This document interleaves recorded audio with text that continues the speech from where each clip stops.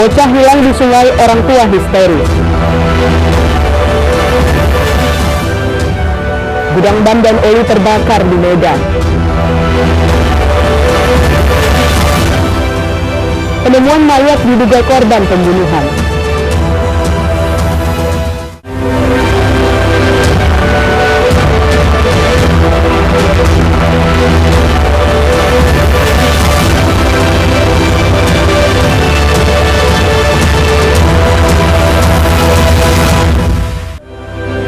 Selamat pagi pemirsa, kita bertemu kembali dalam program iNews Sumut Inspiring and Informatif. Selain 3 informasi utama tadi, kami juga akan menyajikan informasi menarik untuk Anda. Bersama saya Tania Sianitar, inilah iNews Sumut selengkapnya.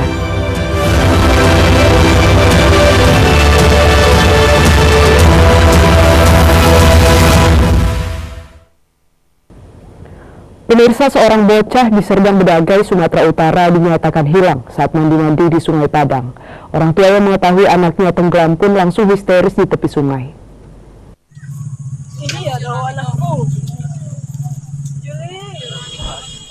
Ermita Lumban Raja, ibu kandung Juliantonius Haryanja, 8 tahun, korban yang dinyatakan hilang di Sungai Padang saat mandi bersama abang dan teman sepermainannya, menangis histeris di tepi sungai.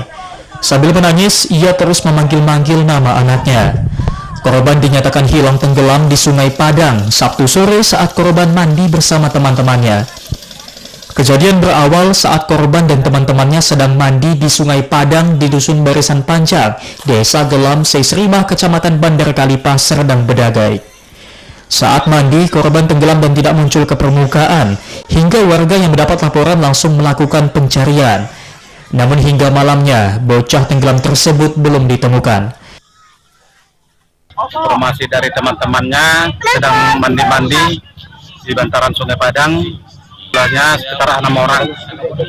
Jadi anak-anak ini yang lebih tua, abangnya kandung sekitar 10 tahun. Jadi keterangan dari abangnya kandung menyatakan bahwa adiknya sudah hanyut. Itulah penjelasan dari abangnya kandung. Pencarian bocah ini akan terus dilakukan kembali keesokan paginya. Dari Kota Tebing Tinggi, Abdullah Sani Hasibuan, iNews melaporkan.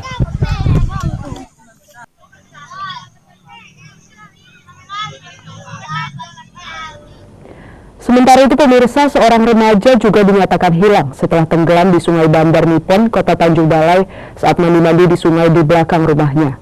Petugas pun harus melakukan pencarian korban hingga malam hari, meski hingga kini belum berhasil untuk ditemukan.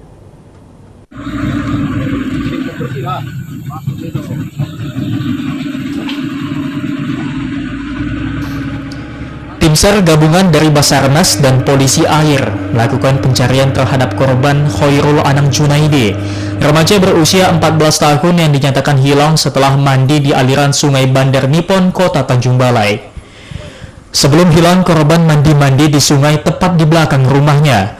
Naas arus sungai yang deras dan banjir membuat korban langsung terseret dan tenggelam. Petugas berusaha mencari korban dengan menyusuri arus sungai dan titik di mana korban pertama kali tenggelam. Namun banyaknya tumbuhan kiambang di aliran sungai membuat petugas sempat mengalami kesulitan dalam pencarian. Ini bang, korban sedang mandi-mandi bersama temannya, terpeleset dan hanyut terbawa arus. Ada nggak kendala-kendala sendiri bang? Kendalanya kita di lapangan itu terdapat eceng gondok atau kiambang yang bertumpuk di bawah. Sampai kapan pencarian ini bang? Pencarian sampai 7 hari ke depan. Petugas akan terus melakukan pencarian terhadap korban hingga 6 hari ke depan. Dari Tanjung Balai, Ulil Amri, iNews melaporkan.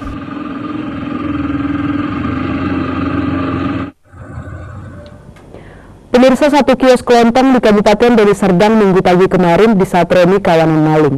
Para pelaku lalu membawa kabur barang dagangan seperti voucher pulsa, bensin eceran, dan beberapa barang berharga lainnya.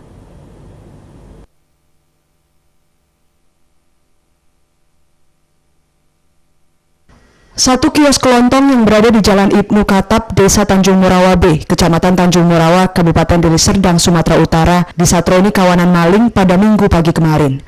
Pasca pencurian, sejumlah barang-barang dagangan milik korban pun tampak berantakan. Sementara voucher pulsa tampak kosong di rak styling, diduga dibawa kabur oleh kawanan maling. Akibat peristiwa ini, pemilik kios pun sempat curhat di media sosial. Kejadian ini terjadi pada 10 September 2023 pagi saat pemilik kios tengah tertidur. Pelaku berjumlah 2 orang ini masuk dengan membuka pagar di samping kios, namun karena tidak berhasil, keduanya lalu membobol gembok kios kelontong dan berhasil menyatroni barang yang ada di dalam kios, seperti rokok, voucher pulsa, bensin eceran, dan beberapa barang lainnya. Pemilik kios mengatakan dirinya mengetahui kejadian ini pada pagi harinya, saat pintu kiosnya didapati telah terbuka, sementara barang-barang dagangannya di dalam kios sudah tampak berserakan. Ini jam 5:30 ketepatan orang rumah baru keluar, ditengok pintu udah terbuka, pikirnya saya yang keluar atau bukanya, ternyata ya warungnya udah dibobol maling kan, voucher eksis, ini voucher Telkomsel, bensin sekitar 16 liter, terus 16 liter, sabun habis, kotak impak. Kok ditaksir berapa lah kerugian, Pak? Kalau ditaksir sekitar 3.200.000 lah habis. Atas kejadian ini, pemilik kios mengalami kerugian hingga mencapai jutaan rupiah dan akan segera membuat laporan ke pihak kepolisian. Dari Deli Serdang, Rizky Fauzan, iNews melaporkan. Pemirsa, pengoperasian gas marak mahasiswa demo Pertamina, tetaplah bersama kami di iNews Sumut.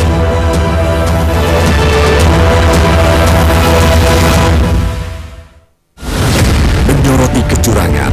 TPS ini bukan syarat korupsi. Itu digunakan, itu fakta yang ditemukan di lapangan. Menyuarakan keadilan. Melarikan diri melalui sungai. Wilayah tidak tersentuh oleh negara. Laporan mendalam dan eksklusif. Saya akan tunjukkan kepada Anda. Mario Dandi, rebutan perempuan. Gimana, Ken? AT Plus setiap minggu pukul 8 pagi di iNews. Saya Aiman Wicaksono. Saya akan mengupas tuntas malam ini. Saya mengadakan kesempatan secara eksklusif. Bismillah, walaupun itu teman 4 miliar dalam 1 jam itu nggak sulit. Betul. The Prime Show with Aiman setiap Rabu pukul 8:30 malam. Saya Prabowo Revolusi, kita berbagi cerita. Rupanya konspirasi itu ini. Oh iya. Apakah jadi capres? Kita setuju. Betulnya, saya ini untuk menjadi presiden, saya harus siap. Konspirasi Prabu setiap Rabu pukul 9:30 malam. Mengupas makna dan tafsir Al-Quran bersama ulama terkemuka tanah air. Qaumum min qaum khairun minal yadis suflah. Nggak bakal bisa dibayar oleh dunia dan seisinya. Jelas, lugas untuk kehidupan sehari-hari. Di antara yang merusak hati adalah buruk sangka. Wa aqimus salah wa atuz zakah. Itu pun sejajar dengan jihad fisabilillah. Cahaya Hati Indonesia, Sabtu dan Minggu pukul 12 siang di iNews. Selamat datang di iNews Today. Lengkapi pagi Anda dengan update informasi terkini. Apa penyebabnya? Apakah karena aspal ruas jalan ini amblas membentuk lubang? Boleh nggak sih dikasih senjata? Kira-kira boleh. Saya punya di bawah supervisor ini. Kita akan langsung bergabung bersama lagi saya Nur Ahmad. Sejumlah bahan pokok mulai mengalami kenaikan. iNews Today setiap Senin sampai Jumat pukul 10 pagi di iNews.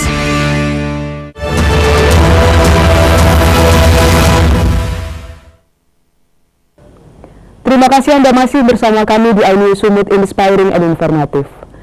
Pemirsa, kebakaran hebat melanda gudang penyimpanan ban dan oli di kawasan Industri Modern 2 atau KIM 2 di Deli Serdang, Sumatera Utara, Kamis malam. Kondisi gudang yang tertutup membuat petugas harus mengerahkan alat berat untuk membuka pintu gerbang gudang.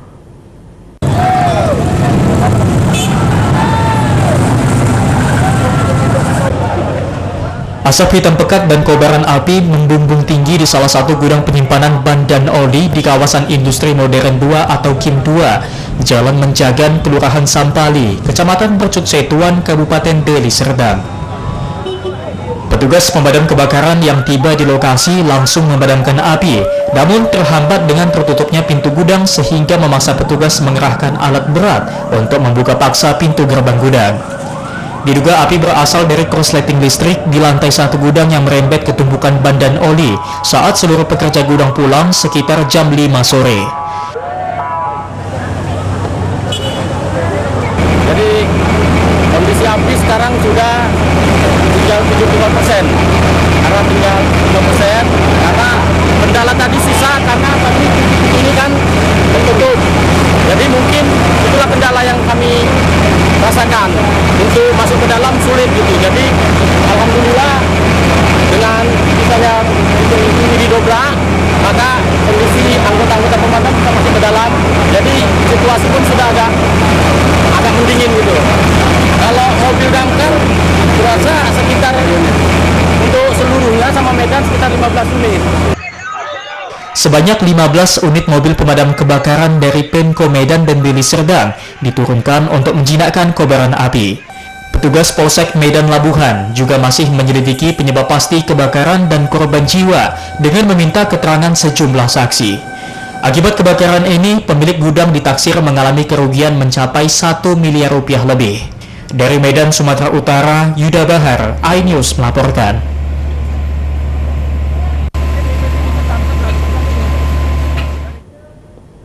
Pemirsa, maraknya aktivitas penyelewengan dan pengoplosan gas subsidi yang terjadi di Sumatera Utara membuat Ikatan Mahasiswa Muhammadiyah Sumatera Utara berunjuk rasa dengan menggeruduk kantor Pertamina Regional Sumbagut yang berada di Jalan Putri Hijau, Medan.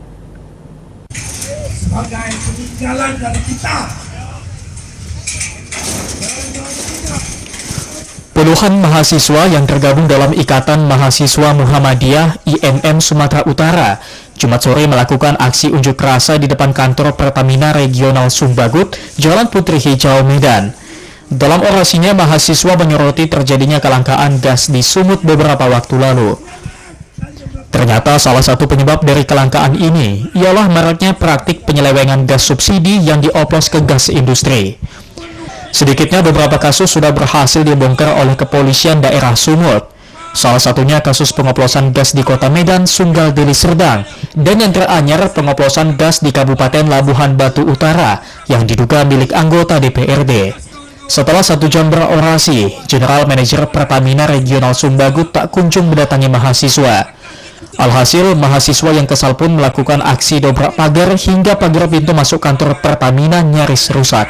Kami dapat temuan dan kami dapat laporan bahwa baru minggu lalu kepolisian daerah itu menahan ribuan tabung LPG 3 kg di Labuan Batu Utara. Yang itu adalah salah satu bentuk yang menunjukkan kepada masyarakat Indonesia bahwa General Manager Saudara Freddy telah gagal melaksanakan fungsi pengawasannya sebagai General Manager. Kami tidak mau tahu betapa sulitnya mereka menangkap daripada mafia migas. Baru belakangan ini kami dapat informasi bahwa gudang LPG 3 kg di Pematang Siantar dihitung beratnya bersih, yang seharusnya itu berat bersih ditambah lagi dengan tabung kilogram 5 kg itu beratnya harus 8 kg. 5 kg berat bersih tabung dan 3 kg berat bersih gasnya. Tetapi setelah ditimbang dari ribuan tabung gas yang ada didapati di gudang resmi daripada milik Pertamina, anak perusahaan Pertamina sebagai disebut resmi, beratnya hanya 7,26, artinya Usai melakukan orasi, mahasiswa pun membubarkan diri dan akan kembali lagi melakukan aksi dengan massa yang lebih besar. Dari Medan, Ahmad Ridwan Nasution, iNews melaporkan. Pemirsa, penjabat Wali Kota Tebing Tinggi Syarmadani membuka secara resmi Pekan Penyelenggaraan Olahraga Antar Kelurahan Sekota Tebing Tinggi tahun 2023 yang berlangsung di Lapangan Merdeka, Kota Tebing Tinggi.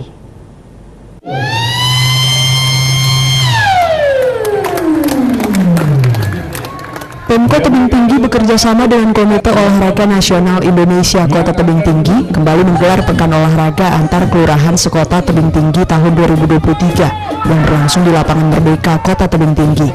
Kegiatan diawali dengan pawai defil yang diikuti para atlet dari Kelurahan Sekota Tebing Tinggi serta penyalaan sirine dan pelepasan balon. PJ Wali Kota Tebing Tinggi Syarmadani mengatakan kegiatan ini diharapkan dapat semakin merekatkan persatuan dan kesatuan warga di setiap kelurahan serta membangun kondusivitas Kota Tebing Tinggi terlebih dalam menghadapi kontestasi politik pemilu 2024. Selain itu, melalui ajang ini, PJ Wali Kota Tebing Tinggi berharap dapat melahirkan atlet-atlet muda berbakat yang dapat mendukung Platda menuju PON, serta dapat membawa nama baik Kota Tebing Tinggi ke depannya. Hal senada disampaikan oleh Ketua KONI Kota Tebing Tinggi, Anton King. Menurutnya, kegiatan ini merupakan kegiatan olahraga silaturahmi dan kekeluargaan dalam memperebutkan piala Wali Kota Tebing Tinggi. Ya, kita harapkan ini menjadi salah satu ajang seleksi kita, sekaligus promosi. Mudah-mudahan ke depan makin banyak atlet yang kita bisa jaring melalui event-event seperti ini. Jadi kita harapkan ini terus berlanjut, Pak Ketua ya. Terima kasih banyak nih pada Ketua KONI beserta seluruh panitia. Kolaborasi ini kita harapkan prestasi olahraga di Kota Tebing Tinggi semakin meningkat. Di samping ini juga kita harapkan terjadi semangat bersamaan menjaga kesatuan di Kota Tebing Tinggi.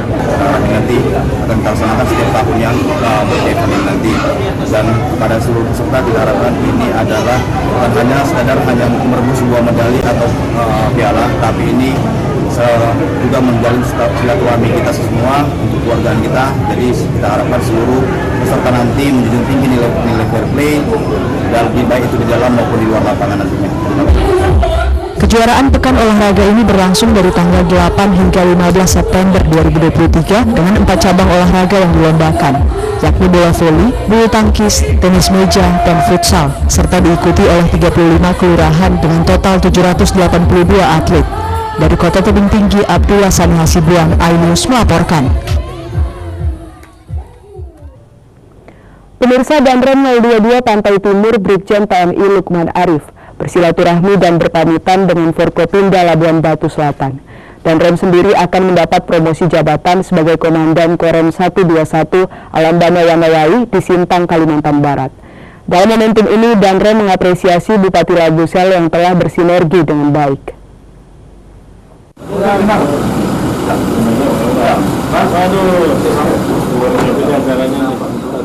Bertempat di rumah dinas Wakil Bupati Labusel Jumat siang, Danrem 022 Pantai Timur Brigjen TNI Lukman Arif bersilaturahmi sekaligus berpamitan kepada Forkopimda Labuhan Batu Selatan. Dalam kegiatan ini, Danrem didampingi Dandim 0209 Labuan Batu, Letkol Infantri Muhammad Faisal Rangkuti dan rombongan, dan disambut Bupati Labusel Haji Edimin beserta wakilnya, Kapolres, Sekda, para Danramil wilayah Labusel, asisten, staf ahli, dan pimpinan OPD. Kegiatan ini dirangkai dengan makan siang bersama, ramah tamah, dan penyerahan cenderamata. Danrem 022 Pantai Timur Brigjen TNI Lukman Arif mengatakan, kedatangannya ini sekaligus berpamitan karena akan promosi jabatan terbarunya sebagai Danrem 121 Alambana Wanawai di Sintang, Kalimantan Barat. Danrem juga mengapresiasi Bupati Labusel Haji Edimin yang telah bersinergi dengan baik bersama TNI Polri. Sementara Bupati Haji Edimin juga menyampaikan harapan dan doanya terhadap Danrem, yakni memperoleh kesuksesan dan karir yang terus meningkat. Pertama adalah bangga dan bersyukur saya bisa berada di sini, yang luar biasa. Pak, kalau kolaborasi Pak Bupati dengan TNI ini bagaimana Pak? Bupati kalau saya jelaskan tidak bisa diucapkan dengan kata-kata. Beliau luar biasa, beliau sangat membantu, selain TNI, beliau membantu juga dari pihak rekan kita dari kepolisian. Dan kita semua luar biasa antara pemerintah daerah bersama TNI dan kepolisian. Ini perlu dicontoh, keakrabannya, kemudian menyelesaikan permasalahan, mencari solusi, ini luar biasa. Selama pemimpin kami sama saudara saya Haji Ahmad Fadli, Bapak ini yang sering datang kemari. Kalau tak salah ya sekitar 4 kali selama menjabat datang ke Labusel. Dilewati pula itu semua kabupaten, kabupaten Labusel ini. Dan insya Allah kami dari pemerintah kabupaten mengucapkan selamat jalan Jenderal. Semoga doakan menuju Jenderal. Harapan kami jangan diputus silaturahmi semangat. Biarpun kita berjauhan tapi dekat di hati. Usai rangkaian kegiatan berlangsung, seluruh rombongan juga menyempatkan diri untuk melaksanakan sholat Jumat berjamaah di Masjid Jami Kota Pinang, Labuhan Batu Selatan. Dari Labuhan Batu Selatan, Randi Kurniawan, iNews melaporkan. Pemirsa, dramatis petugas damkar potong cincin di jari balita. Tetaplah bersama kami di iNews Sumut.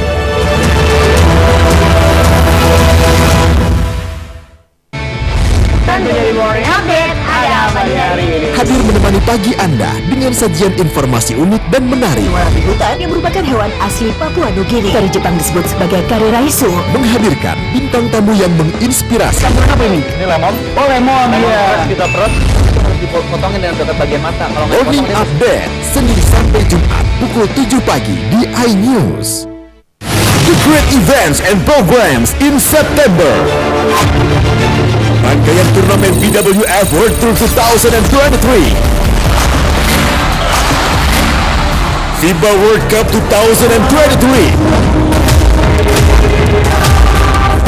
AFC Under 23 Qualifiers 2024, European Qualifiers 2024,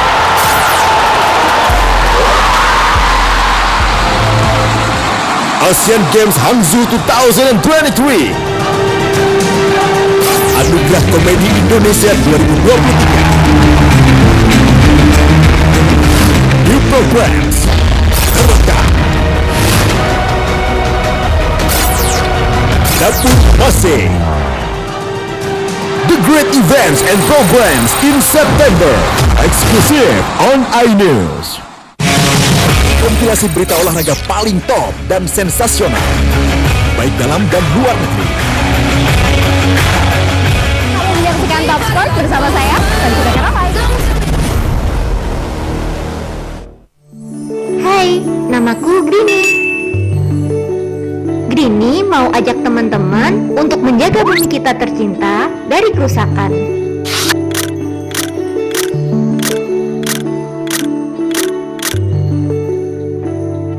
Mau tahu gimana caranya? Yuk, hemat energi teman-teman.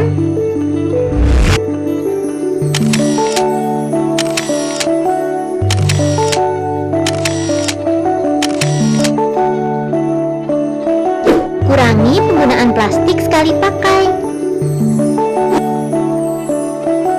Terus mainan kita kalau udah nggak dipakai, sumbang ke teman lain yang membutuhkan.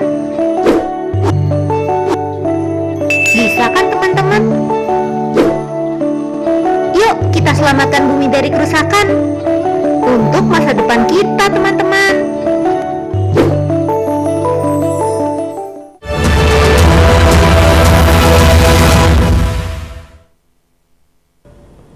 Terima kasih Anda masih bersama kami di iNews Sumut Inspiring and Informative. Pemirsa, sesosok mayat pria tanpa identitas ditemukan warga mengambang di parit bekas galian di Dusun 1, Jalan Lintas Sumatera, Kecamatan Merbau, Kabupaten Labuan Batu Utara, Sumatera Utara.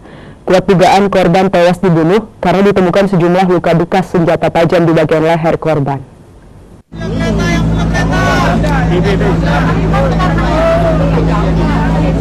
Penemuan mayat tanpa identitas membuat heboh warga di Jalan Lintas Sumatera, Dusun 1, Desa Perkebunan Pernantian, Kecamatan Merbau, Kabupaten Labuan Batu Utara, Sumatera Utara, Jumat siang lalu.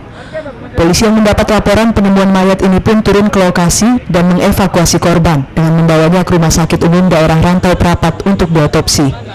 Mayat korban berjenis kelamin pria ini diperkirakan berusia 36 tahun dan mengenakan celana jeans panjang warna hitam, memakai baju kaos dan terdapat luka sobek di bagian leher diduga terkena benda tajam.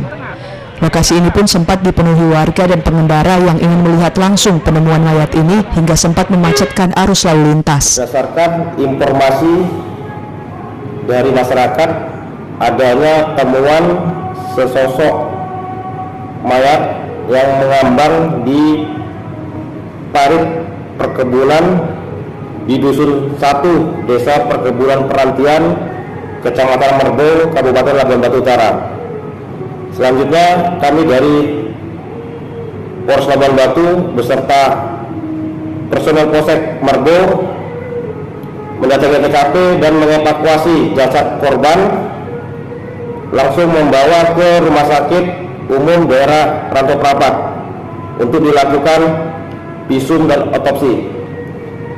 Pada tubuh korban ditemukan luka bekas benda tajam di bagian leher yang mengakibatkan luka yang cukup parah.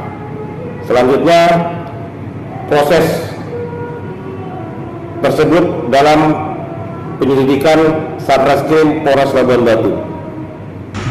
Guna mengetahui pasti penyebab kematian korban yang identitasnya telah diketahui ini, petugas kepolisian hingga kini masih melakukan proses penyelidikan. Dari Labuan Batu Utara, Ikang Amanda, iNews melaporkan. Pemirsa, petugas pemadam kebakaran Kabupaten Asahan melakukan pemotongan cincin emas di jemari balita yang sudah tidak bisa dilepas. Proses pemotongan berlangsung dramatis, pasalnya balita terus meronta kesakitan serta menangis histeris.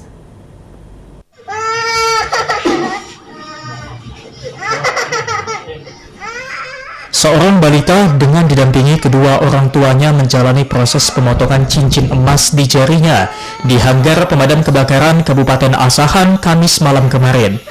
Pelepasan cincin di jari balita berlangsung dramatis. Pasalnya, sang balita terus menangis dan meronta saat akan dilakukan pemotongan cincin emasnya. Dengan menggunakan gerinda kecil, petugas berupaya keras memotong cincin dari jari balita tersebut. Butuh waktu 15 menit. Akhirnya cincin berhasil dilepaskan tanpa mencederai si balita. Menurut keterangan dari orang tua korban, balita ini 2 hari sebelumnya sudah sempat merasa sakit pada tangannya karena terjadi pembengkakan akibat cincin, tapi orang tuanya mengabaikan karena tidak tahu cara untuk membukanya. Sampai di sini kami melakukan evakuasi termasuk lama karena sang balita menangis. Pemotongan cincin ini dilakukan karena sudah 2 hari orang tua sang anak tak bisa melepaskan cincin hingga jari mengalami pembengkakan. Dari Asahan, Ulil Amri, iNews melaporkan. Dipegangilah tangannya. Sementara itu, pemirsa, dianggap mengancam keselamatan warga, khususnya anak-anak. Petugas pemadam kebakaran Kabupaten Asahan juga melakukan pemusnahan sarang tawon beracun jenis Vespa yang bersarang di salah satu batang pohon setinggi 10 meter di kawasan pemukiman warga.